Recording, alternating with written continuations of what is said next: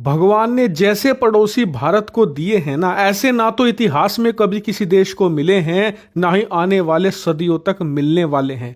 एक एक नग है बिल्कुल छाट कर हमें दिए गए हैं। मैं ऐसा क्यों कह रहा हूं? दरअसल वो इसलिए क्योंकि दुनिया में जितने भी देश हैं ना और उनके जितने भी पड़ोसी हैं, सबकी एक ही फितरत होती है, या तो वो पक्के दुश्मन होंगे या फिर पक्के दोस्त होंगे। जैसे कि अमेरिका और कनाडा पक्के दोस्त हैं, भारत और पाकिस्तान पक्के दुश्मन हैं, जग जाहिर है। लेकिन पाकिस्तान के अलावा जितने भी हमारे पड़ोसी हैं, सारे के सारे हमसे फायदा उठाते हैं, लगातार हमसे मदद लेते हैं जब इनका खराब वक्त आता है, हमसे पैसा मांगते हैं, अपनी अर्थव्यवस्था को खड़ा करते हैं, यहां तक कि हमसे सुरक्षा भी मांगते हैं और भारत इन्हें देता है। लेकिन जैसे ही इनकी स्थिति बेहतर होती है, तुरंत हमारी पीठ में छुरा घोंपते हैं। लिटरली इतने बेशरम लोग हैं ये कि 10 सेकंड का भी वक्त नहीं लेते। यकीन नहीं आता? चलिए लेटेस्ट एग्जांपल नेपाल का ही ले लीजिए।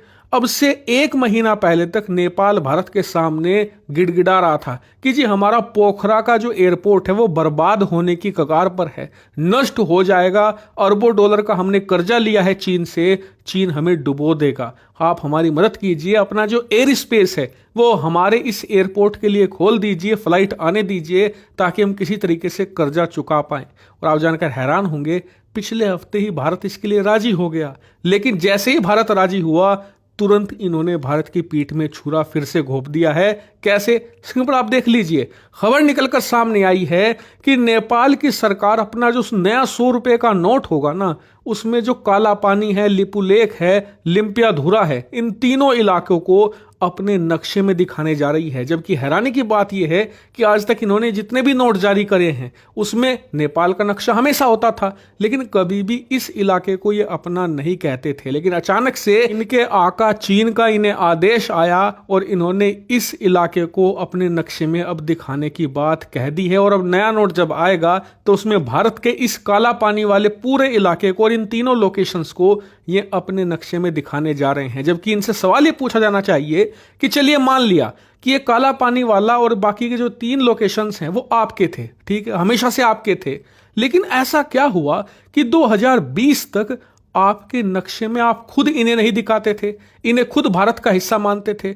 2020 में आपने इन्हें नक्शे में दिखाना शुरू कर दिया और उसके बाद अब अपने नोट में भी दिखा रहे हैं। मतलब 2020 तक इनके ना नक्शे में ना नोट में कहीं भी दस्तावेज में काला पानी को ये अपना नहीं बताते थे। लेकिन 2020 में अचानक से पता नहीं क्या होता है, कहां से इन्हें आदेश आता है कि ये भारत से भिड़ने को तैयार हो जाते हैं। वो भारत जो हमेशा संकट में इनकी मदद करता आया है, हमेशा इनका साथ देता आया है और अब भी दे रहा है। लेकिन हमेशा इन्होंने भारत की अच्छाई का बदला अपनी बुराई से दिया है और बुराई का नतीजा क्या होता है, श्रीलंका हमें बार बार बताता है। पुरातन इतिहास में भी बताया था और हाल ही के 1 साल में भी देखा है कि कैसे श्रीलंका ने भारत के खिलाफ कड़े कदम उठाए, चीनी नौसेना को अपने देश में बुलाकर भारत के खिलाफ कार्रवाइयां करवाई, भारत की पीठ में छुरा घोंपा और फिर उसी चीन ने जब श्रीलंका को बर्बाद कर दिया, दिवालिया कर दिया, फिर भारत ने मदद करके उन्हें संकट से निकाला।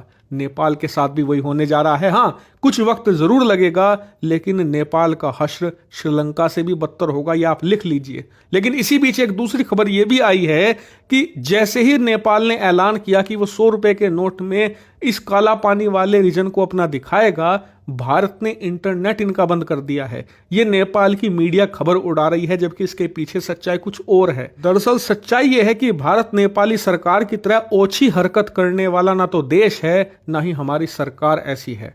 हमें पता है कि हमारा स्टैंडर्ड क्या है और किससे किस तरीके से निपटना है। इसीलिए आपको बता दूं कि जो इंटरनेट डिसरप्शन वाली खबर है वो बिल्कुल सही जरूर है। भारतीय कंपनियों ने कुछ हद तक इंटरनेट बंद किया भी है और आने वाले समय में पूर्णतया बंद भी कर सकती हैं, लेकिन इसका कारण ये नक्शे वाली खबर नहीं है, इसका कारण है पैसा। दरअसल ये लोग भारतीय कंपनियों का पैसा नहीं चुका पा रहे। तो बताया जा रहा है कि नेपाल भारतीय कंपनियों का कम से कम $25 मिलियन दबाकर बैठा है, चुका नहीं रहा। ये कम से कम 200 से लेकर 250 करोड़ रुपए बनता है भारतीय रुपए में, और नेपाल की सरकार इसे चुकाने में आनाकानी कर रही है। इसलिए भारतीय कंपनियों ने साफ कहा है कि या तो हमारी रकम लौटाइए, वो भी अमेरिकी डॉलर में, क्योंकि हम नेपाली रुपए में पेमेंट नहीं लेंगे, आपकी करेंसी तो बर्बाद है। हमें अपने पैसे का सत्यानाश थोड़ी करवाना है, इसीलिए अमेरिकी डॉलर में पेमेंट कीजिए। लेकिन अमेरिकी डॉलर इनके पास है ही नहीं, इन्हें तो चीन का कर्ज उतारना है, इसीलिए ये अपनी कंपनियों से, जो वहां की लोकल कंपनियां हैं,